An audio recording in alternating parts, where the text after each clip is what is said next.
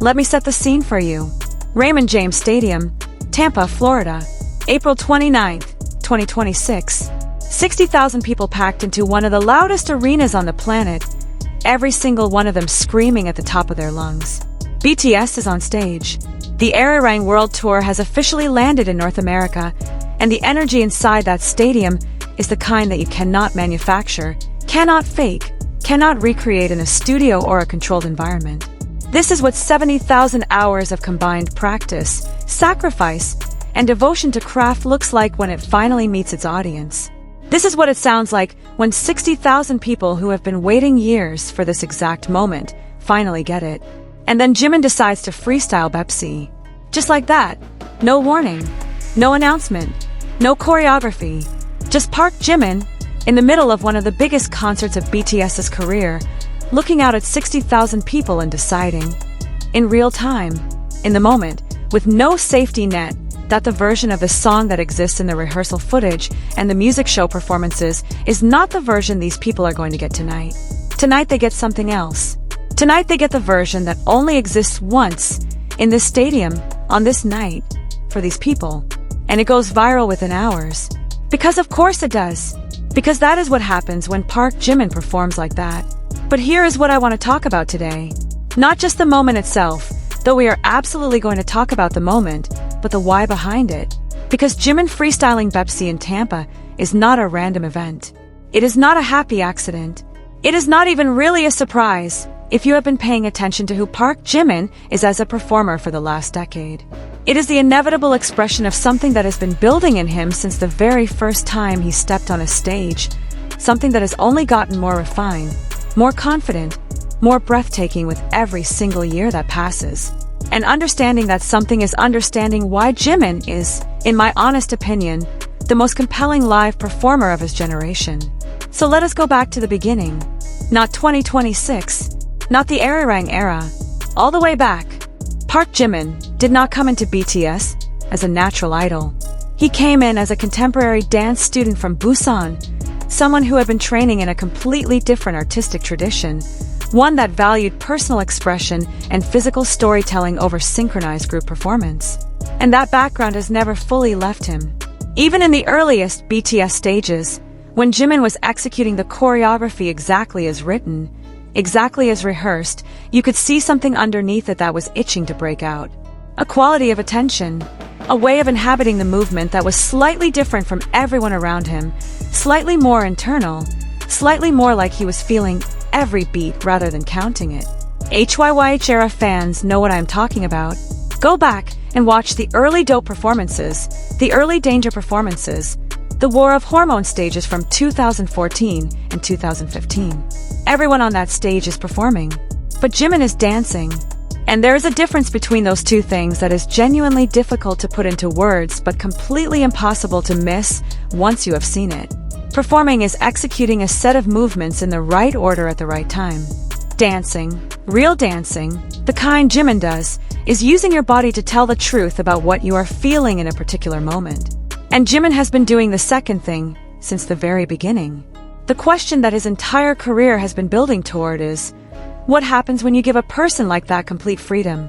What happens when you take someone who has spent a decade learning how to pour himself into choreography that was designed by someone else, for a group context, for maximum visual impact at scale, and you let him just go?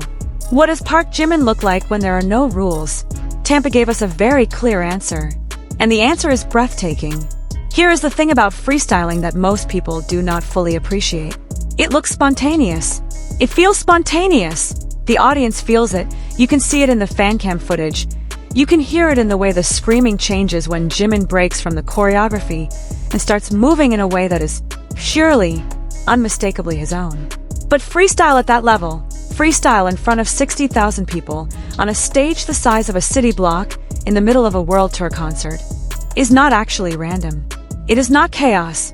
It is the opposite of chaos. It is the product of so many thousands of hours of training, of body awareness, of musical intelligence, that the body can respond to the music in real time without conscious direction. The conscious mind steps aside and something deeper takes over. Something that knows the music not as a sequence of counts, but as a living, breathing emotional landscape that the body moves through instinctively. Jimin has that. He has had it for years. But what is different now, what the Tampa moment captures so perfectly, is how comfortable he is with it. How willing he is to trust it, in front of 60,000 people. Let me tell you about something that happened earlier in Jimin's career that I think is directly relevant to what we are seeing in Tampa. During the Wings era, 2016, 2017, Jimin started introducing subtle variations into his live performances that were not in the original choreography. Small things at first.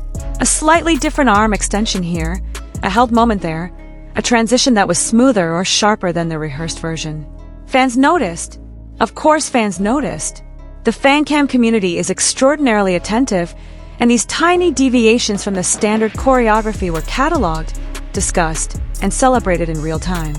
And what emerged from those discussions was a consensus that Jimin's live performances were consistently more emotionally affecting than his studio or practice room versions, not despite the variations, but because of them. This is counterintuitive if you come from a world where precision equals quality. In that framework, a deviation from choreography is an error. It means someone did not execute the plan correctly. But in the world that Jimin lives in, the world of dance as emotional communication, a deviation from choreography can be the most honest thing a performer does. It can be the moment where the performance stops being a reproduction of something that was created in a rehearsal room and becomes something alive, something that could only exist in this specific moment with this specific audience. That is what Jimin's variations were. Not errors, truths. And Tampa is the fullest expression of that yet. Because in Tampa, it was not a variation. It was a complete reimagining. Jimin did not adjust the Baepsae choreography. He replaced it.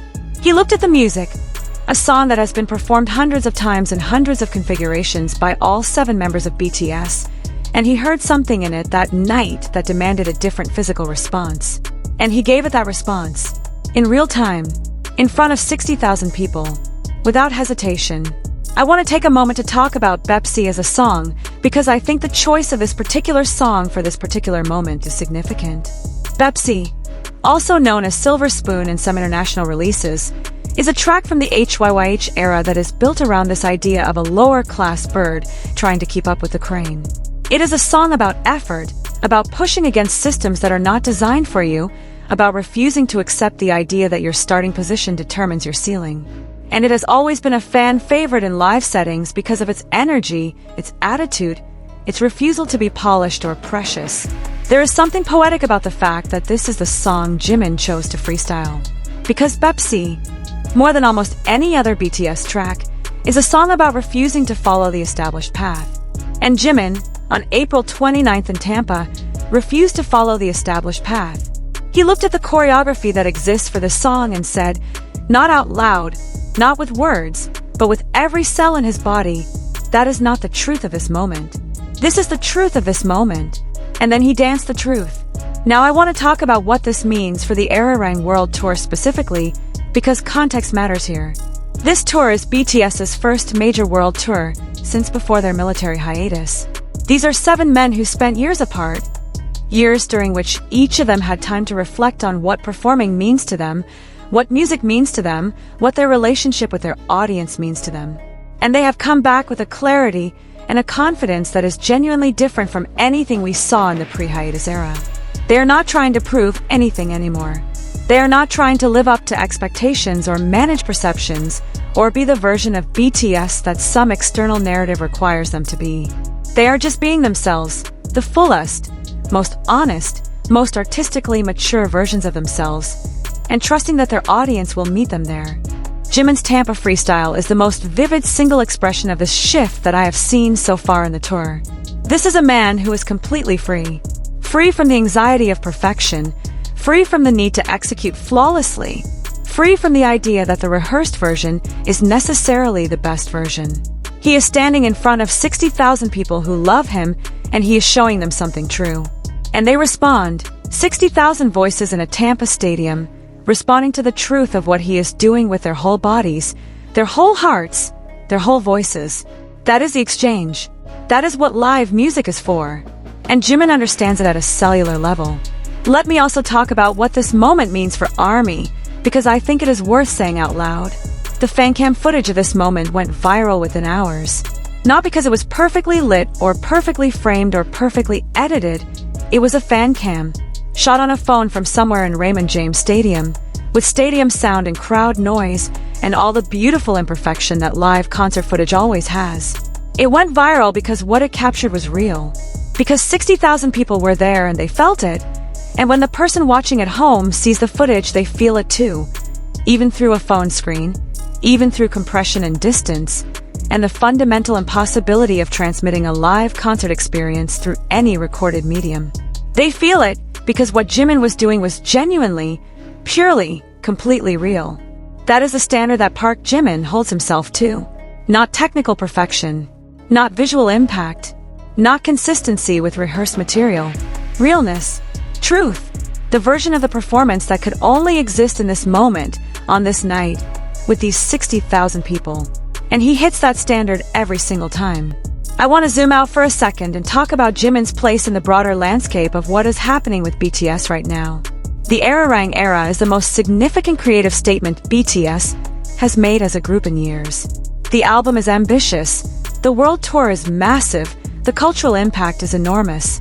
And within all of that, Jimin is operating at a level that I think even seasoned fans are finding surprising. Post-military Jimin is different. Not fundamentally, the core of who he is, what he values, how he moves, how he connects with an audience. All of that is the same. But everything around that core has been stripped down. The nerves, the self-consciousness, the occasional sense that he is performing confidence rather than feeling it, all of that is gone. What is left is pure signal. Every moment on stage is deliberate, felt, chosen. And the Tampa freestyle is the clearest possible expression of that. There is a quality that the greatest performers in any genre eventually develop if they are lucky and disciplined and willing to go through the difficult process of learning to trust themselves. Musicians call it being in the pocket. Dancers call it flow. Athletes call it the zone. It is a state where conscious deliberation drops away and the body-mind system operates as a unified whole, responding to the environment in real time without the interference of anxiety or calculation or self-monitoring. In that state, the performer is not thinking about what they're doing. They're just doing it. And the result is always more alive, more present, more connected than anything that comes from conscious execution of a plan. Jimin in Tampa was in that state. You can see it in the way he moves, not thinking about the next movement, just moving. You can see it in the way he interacts with the audience, not performing connection, just connecting. You can see it in the way his body responds to the music, not executing choreography, just dancing. This is what people mean when they call Jimin a generational talent. Not that he is technically superior to everyone else, though his technique is extraordinary, but that he has this capacity to be completely present, completely alive, completely real on stage, in a way that transmits directly to everyone watching. That is rare. That is actually rare. And Tampa just gave us 60,000 witnesses to it. Let me talk about something that I think is genuinely underappreciated in conversations about Jimin as a live performer, and that is the role that the audience plays in moments like the Tampa freestyle. Because this is not a one-way transmission. Jimin is not just projecting energy outward, and the crowd is not just receiving it passively. What happens in a truly great live performance, and the Tampa Baepsae moment is one of the clearest examples of this I have ever seen, is a loop. A feedback loop between performer and audience that builds on itself in real time, each side amplifying what the other is giving until the energy in the room reaches something that transcends the sum of its parts. Watch the fan cam footage carefully. Watch what happens to the crowd the second Jimin breaks from the choreography. There is a beat, a fraction of a second, where 60,000 people simultaneously realize that something different is happening. That this is not the version they know. That they are watching something that has never existed before and will never exist again. And in that fraction of a second, the energy in that stadium shifts. It does not get louder immediately. It actually gets quieter for just a moment, the way a crowd gets quiet when something genuinely astonishing is happening and the instinct to scream is temporarily overridden by the instinct to witness. And then it explodes. Because 60,000 people have just been given a gift that they did not know they were going to receive tonight. And the only way to respond to a gift like that is with everything you have. Jimin feels that. Every performer feels the crowd, but Jimin feels it with a sensitivity that is almost uncanny to watch. He does not just absorb the energy, he responds to it, adjusts to it, lets it shape what he does next. So when the crowd shifts in that fraction of a second, Jimin shifts too. The freestyle deepens. The connection becomes more direct, more personal, more intimate, which is a remarkable thing to say about a performance happening in a 60,000-person stadium, but that is the truth of it. The bigger the room, the more personal Jimin performs. It is counterintuitive, and it is one of the things that makes him genuinely singular as an artist. I also want to say something about what this moment means in the context of Jimin's solo journey over the last few years. Before the military hiatus, Jimin released his first solo album, Face, a project that was deeply personal, deeply vulnerable, and deeply important as a statement of who he is as an individual artist outside of the BTS group context. Face showed us a Jimin who was willing to go to uncomfortable emotional places in his music, willing to be exposed in ways that the safety of group performance had previously made optional. And what the Tampa freestyle shows us is that the courage he developed through that solo creative process has carried back into his live performance work with BTS. He is more willing to be exposed on stage, more willing to stand in front of 60,000 people with no choreography and no safety net and just be himself. Face gave Jimin permission to be vulnerable in the studio. Tampa is what happens when that permission extends to the stage. That connection between the vulnerability of his solo artistry and the freedom of his live performance is one of the most interesting things happening in Jimin's career right now. And it is something I think we will keep seeing evidence of throughout the rest of the Arirang World Tour. Every night on this tour is another opportunity for Jimin to make a choice that the rehearsed version of the concert did not account for. And based on what we saw in Tampa, he is not going to waste those opportunities. He is going to take them. Every single one. There is another dimension to what happened in Tampa that I want to explore, and it has to do with the specific history of Baepsae as a live performance piece within BTS's catalog. This is a song that the members have performed together on some of the biggest stages in the world, the Olympics, the AMAs, stadium tours across 3 continents. It has a performance history that is embedded in the muscle memory of every single one of them. The choreography is not just choreography at this point. It is shared vocabulary. It is shorthand. It is the physical language that 7 people developed together over years of standing in the same formation, counting the same beats, hitting the same marks. When Jimin walks away from that shared vocabulary, when he steps out of the formation and starts moving in a language that is entirely his own, he is not just improvising a dance. He is making a statement about the relationship between collective identity and individual expression that goes to the heart of what BTS has always been about. Because BTS has never been 7 identical performers moving in perfect lockstep. They have always been 7 distinct individuals who choose, every night, to share a stage and a vision and a language while remaining irreducibly themselves. And Jimin's Tampa freestyle is the most literal possible expression of that philosophy. I think about this a lot in the context of what BTS has been building through the entire Arirang era. The album itself is deeply concerned with questions of identity. Who are we now? After everything, after the hiatus, after the world changed and we changed with it. And the answer that the Arirang era keeps coming back to in different ways, in different songs, in different performances, is, we are still us, individually and collectively. The hiatus did not erase what was built. It deepened it.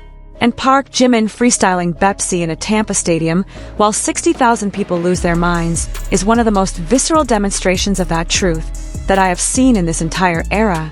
I also want to acknowledge something that might seem counterintuitive, which is that moments like the Tampa freestyle actually require enormous trust. Not just self-trust on Jimin's part, but trust in the other members. When you deviate from a shared choreography in a live concert setting, you are implicitly trusting that your bandmates will hold the stage while you do something different. You are trusting that the collective will not fall apart because one element went off script. And the fact that Jimin can do that, the fact that he can step out of formation and know, without having to think about it, that the stage is still held, that the moment is still safe, that BTS is still BTS even when he is the only one moving in a completely different language, speaks to the depth of trust and connection that these 7 men have built over more than a decade of making music together. That trust is not something you can manufacture. It is not something that comes from rehearsal or careful planning or any kind of deliberate strategy. It comes from time, from shared experience, from years of standing on stages together and learning, through experience, that you can rely on each other completely. And it is one of the things that makes watching BTS perform live in 2026 feel different from watching any other act on Earth. Because you can feel that trust in the room. You can feel it in the way they move around each other, the way they share the stage, the way one person's spontaneous decision becomes the whole group's moment rather than a disruption of it. Tampa felt it. 60,000 people felt it. And now, through the fan cam, the whole world is feeling it too. The fan cam will be replayed millions of times. It already has been. And every person who watches it will feel something. Maybe they cannot name it. Maybe they do not have the vocabulary for it, but they will feel it. That pull toward the screen. That impulse to watch it again. That sense that something happened in that stadium that was worth witnessing. That feeling is the residue of a truly live performance. That is what Jimin left in Raymond James Stadium on April 29th. That is what he gave 60,000 people who came to see Baepsae and got something else entirely. Something better. Something true. If you were in Tampa, I want to hear from you in the comments. Tell me what it felt like to be in the room for that moment. Tell me what happened to the crowd when Jimin broke from the choreography. Tell me what the air felt like in that stadium. Because the rest of us have the fan cam, and it is extraordinary, but you were there. And that is something else entirely. Subscribe if you want more breakdowns like this one as the Arirang World Tour continues. Every night on this tour, something happens that is worth analyzing, worth celebrating, worth understanding at a deeper level. And I will be here for all of it. See you in the next one.